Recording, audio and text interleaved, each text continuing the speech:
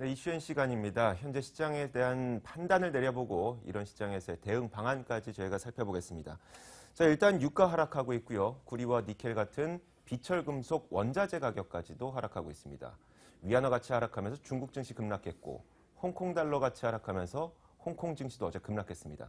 자, 이런 상황에서도 우리 증시 오늘 소폭의 반등을 보이고 있는데 아직까지 대외 변수가 사라진 것들은 아니죠. 어떻게 판단해야 될까요? 자, 유안타증권 설릉역지정 박진희 부장 연결해 보겠습니다. 안녕하세요. 네, 안녕하세요. 자, 일단 오늘 시장이 반등하고 있는데 이 반등이 어떤 의미를 갖고 있는지 시장 판단부터 먼저 내려주세요. 일단 뭐 기술적으로 놓고 본다라면 어제까지 너무 급격한 조정으로 인해서 가격 조정이 상당히 강하게 좀 이어졌었기 때문에 낙폭과대 인식에 따른 저점 반발이라고 보시면 좋을 것 같습니다. 사실 우리 시장 어저께 장중에 너무 급락을 하면 많이 했었죠. 그래서 또 3일 정도 거래소의 대형주들이 좀 급락을 한 상황이었었기 때문에 가격 메리트가 일정 부분 좀 반영이 됐고요. 어젯밤에 뭐 미국 시장 급락도 했습니다만은 미국 시장도 지금 빠질 만큼 빠져 있는 상태에서 여러 가지 충격들이 다 복합적으로 다 혼재된 상태에서 시장이 좀 많이 빠졌다라는 인식이 저점권에서 이제 유가와 관련되어 있는 종목들, 경기 민감주들 위주로 좀 저점에서 좀 반등이 나오고 있는 것이 아닌가. 특히 이제 장중에 뭐 나왔던 이제 중국에서 이제 4천억 위안 이상 유동성 공급한다라는 뉴스, 이런 부분들이 좀 호재로 인식되면서 장 초반부터 시가총액 상위 종목군들을 위주로 해서 프로그램 매수 유입되면서 시장의 기술적인 반등을 좀 이어가고 있다라고 보시면 답이 될 것 같습니다.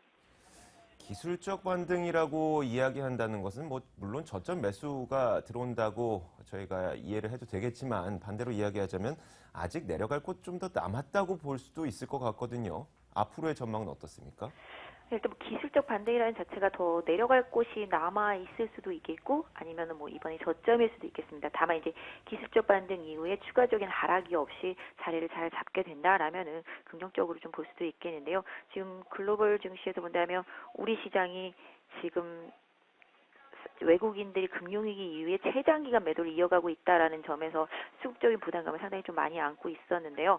일단 이런 부분들이 지금 강하게 아직 다 해소가 되지 않은 부분들이 좀 많이 남아 있습니다. 특히 뭐 ELS와 관련되어 있는 그런 물량들, 이런 부분들로 인해서 부담이 계속 이어지고 있는 건 사실이지만 지수보다는 오히려 종목들의 하락폭이 워낙 컸기 때문에 이런 부분들로 인해서 주가의 메리트가 저점 매수를 좀 불러일으켰다. 특히 이제 어제까지 외국인들의 선물 매도세가 가장 강력했던 상황에서 외국인들이 오늘 선물 매수를 해주면서 이제 저점에서 좀 공급이 되고 있는 그런 모습을 보실 수가 있겠는데요. 뭐 일단 아까 말씀드린 대로 더 빠질 수 있는 가능성도 일정 부분 남겨두긴 해야 되겠습니다만 글로벌 시장에서 이제 추가적으로 뭐 시장이 좀 흘러내릴 수 있는 개연성을 좀 찾는다라면은 뭐 다들 아시겠지만 뭐 신흥국들이 계속 문제가 되고 있는 부분들이 더 크게 불거지거나 아니면 유가 하락이 다시 25불을 깨고 더 추가적으로 내려가면서 압박을 받거나 물론 이런 부분들이 더 추가적으로 진행될 수도 있겠습니다만 시장은 항상 좀 내성을 가지고 있기 때문에 어느 정도 하락에 대해서는 이제는 좀 몸에 좀 내성이 생겼다라고도 봐줄 수가 있지 않을까. 다만 이제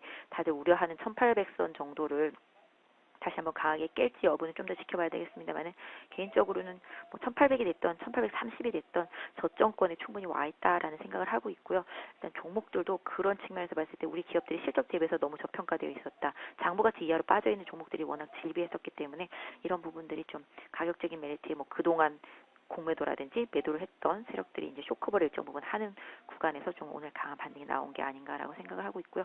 방향성은 뭐 크게 예측드리긴 어렵지만 일단 1800선 정도를 하단으로 놓고 상단은 한 1900선 정도에 좀 막혀 있다라고 보시고 대응하시는 게 전략적으로 좋지 않을까 싶습니다. 물론 이 내려갈 곳이 더 있을 수도 있다는 점을 아예 제외할 수는 없겠지만 그래도 어느 정도 많이 내려왔다고 보시는 것 같아요. 그렇다면은 이런 시장에서는 낙폭과대주에 접근하는 것도 괜찮다고 그렇게 이해를 해도 되겠습니까? 개인적으로는 방금 말씀드렸던 대로 쇼크버링 가능성이 상당히 높고요. 주가 자체가 워낙 많이 빠져 있기 때문에 반등이 충분히 나올 수 있는 구간이어서 낙폭과대들 중심으로 해서 특히 이제 실적 대비해서 터무니없이 좀 많이 빠진 종목들도 많이 있기 때문에 시장에 떠밀려서 내려온 종목들 위주로는 일정 부분 좀 순환매를 기대하면서 낙폭과대주들의 저점 매수는 어느 정도 좀 노려볼 수 있는 구간이 아닌가라고 생각을 하고 있습니다. 이 쇼 커버링을 말씀을 하셨어요. 지금까지 공매도를 통해서 많이 주가가 하락했던 것들을 빌렸던 주식을 갚으면서 다시 주식을 매수하게 된다면 주가의 상승이 가능하다 이런 논리인데 그러면 이 쇼 커버링을 말씀하셨다는 것은 이 저점 매수로 대형주에 접근하는 것이 좋다고 이야기하시는 건가요? 근데 뭐 쇼커버링은 대형주도 물론 많이 있겠고 뭐 중소형주도 좀 많이 있겠습니다만은 일단 급락을 할 수 있는 개연성을 가지고 있었던 섹터 종목들이 많이 있었을 것 같고요. 그런 종목들이 워낙 시장에 지금 유가 하락이라든지 중국발 리스크 이런 부분들 많이 커지면서 급락을 했었기 때문에 충분히 공매도를 했던 쪽에서 본다라면은 이 정도면은 차익 실현을 할 수 있는 욕구가 충분히 생길 수 있는 가격대라는 거죠. 더 리스크를 끌고 더 하방으로 공격하기보다는 일정 부분 차익 실현을 하고자 하는 쇼커버링을 중심으로 놓고 본다라면은 대형주 특히 이제 유가와 관련되어 있는 섹터들, 중국과 관련되어 있는 섹터들 이런 쪽에서는 일정 부분 그런 흐름이 충분히 나올 수 있다라고 봐서 방금 말씀드렸던 대로 대형주뿐만 아니라 중형주들도 다 마찬가지가 될 수 있겠는데요. 어느 섹터에 속해 있는지가 더 중요하지 않을까 싶습니다. 네, 알겠습니다. 이 크기보다는 어느 산업에 속해 있는지 그것이 더 중요하다 이야기를 해주셨습니다. 자, 유한타증권 설릉역 지점 박진희 부장과 함께 이야기 나눠봤습니다. 고맙습니다. 네, 감사합니다.